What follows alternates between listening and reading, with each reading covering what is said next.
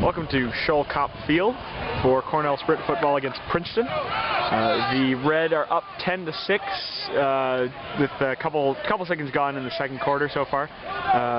We showed up late, so we don't know what happened, but clearly it's been definitely Cornell's game so far. Unsurprising, as Princeton has not won a sprint football game in over 10 years. So really, in fact, they're even showing up today as a triumph of hope over expectation. I'm here with Joe. Good to be here, Ben. Yeah, it's a bit of a chilly evening here in Ithaca, slightly damp. Braving the elements. Yes, braving the elements. Joe in his sweatshirt. I've got a jacket. Princeton's returning the kickoff here. We don't know any of the players, so our comments are going to be based off of if we can't learn anybody's names, we're just going to make guys up. So you're going to have to figure out who's real and who's not. Just a hint, Lawrence Taylor probably isn't playing tonight, although we can't be sure.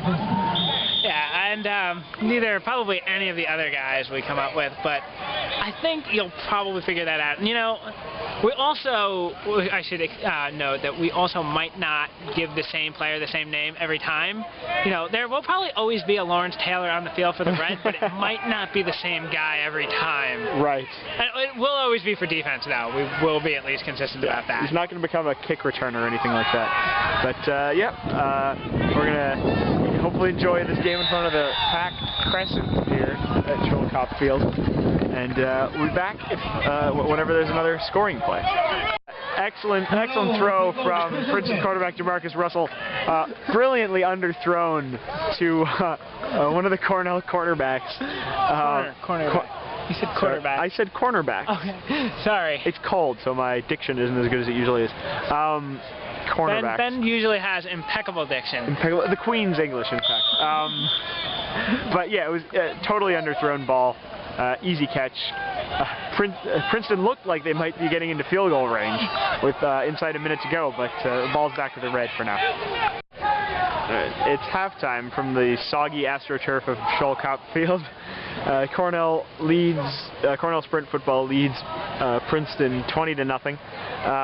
Cornell just totally dominated the game so far. I'm here with Joe, and I mean, Joe, what do you think about the first half? Obviously, Cornell is totally on top, but it feels like they could have done more. Well, yeah, there was, you know, the drive that stalled in the 10 that had to settle for a field goal. Over here, Johnny Unitas was running what appeared to be an excellent 2-minute drill. A Got the ball back with 35 drill. seconds left. Yeah. Drove to a little past halfway. Was working the sidelines. Receivers Don Hudson and Jerry Rice were getting out of bounds. And then things just kind of stopped working. And then at the end, had another timeout with about 10 seconds left. They didn't call it, just let the clock run out. I'm not sure what happened there. I imagine Coach Ditka will not be happy about that one. No, you wouldn't think so. I mean, it's been otherwise a pretty good display by Cornell, but certainly that poor bit of clock management at the end is not something that Cornell offense will want to remember. The Princeton players are huddled over by the scoreboard for halftime. That's their locker room. I'm assuming that's just a punishment for the fact that they've been absolutely terrible in the first half. I think we were agreeing that, I mean, Joe said before it was like a Pop Warner team, but I think that we agree that actually might be an insult to some Pop Warner teams out there who can, you know, at least know the basics of tackling. So that should just about do it for halftime for Scholl Cop Field. It's been all Cornell so far, and Princeton's going to have to hope for an earthquake or a monsoon or something to prevent loss in the second half. The rain is starting to come down a little bit more, but they're going to need a biblical flood to stave off disaster here. Princeton appears to be trying some alternative fitness methods, some yoga or calisthenics here to improve their performance for the second half. I mean, they might start meditating next. That might help them, actually. I don't think anything can help a team that hasn't won a game since 1999.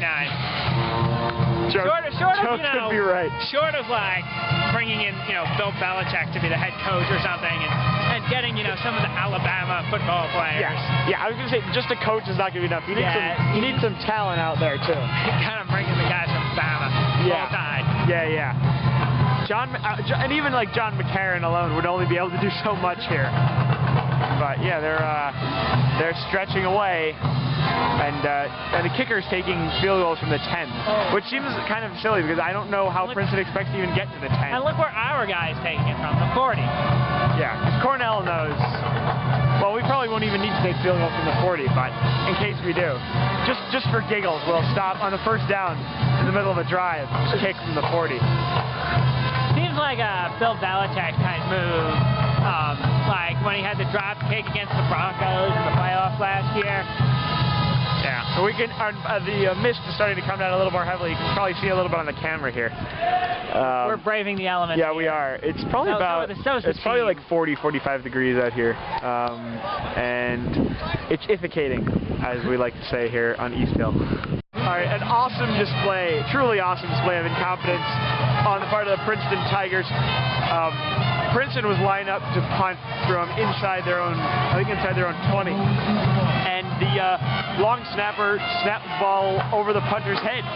So that's a safety for Cornell. It's 22-7, and Cornell will get the ball back to start. Well, not quite start, but with 14 minutes to go in the fourth quarter. Joe, any comments about that?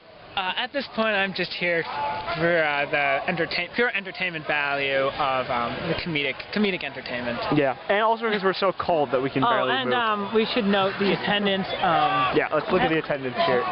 There's a... We estimated that it was about like 70 people in total. Maybe. Most of them on the west side of We think there's about 50 on that side, about 10 on this side, plus the band, plus another the band, 10. Yeah. So we think there are more players on the field than there are Certainly, fans. if you include coaches and referees, there are more people officially involved in the game than here with nothing better to do on a Friday night like us. Yep, that's exactly why we're here. With just 10.5 minutes left in the game, Princeton's demonstrated what appears to be the best aspect of their football game here. The best side of the ball they're on is their defensive special team is great at blocking field goals. That's the second field goal so far they blocked. Cornell is a short kick about 22 yards. They've blocked 2 so far, and that basically seems to be the only thing that they are competent at. But it's still 22-7, and quite frankly, Joe and I are pretty cold at this point.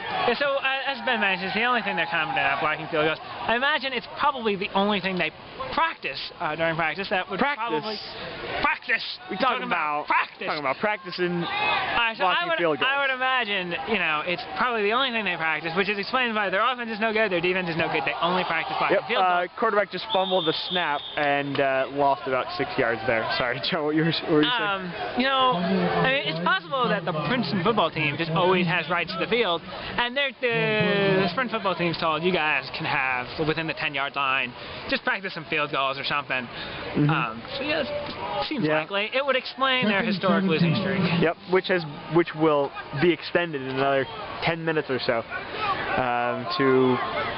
I don't know. I think we were checking before the game. It was something like 73 games. I found an article from a number of years ago. It said that 1999, October 1st, Princeton beat, unfortunately, Cornell, and then proceeded to lose 72 of the next 73 games. But we haven't been able to find the win. So I think that's win. Or it could be a tie. We're not really quite sure what that other game is, and we don't know how old the article was.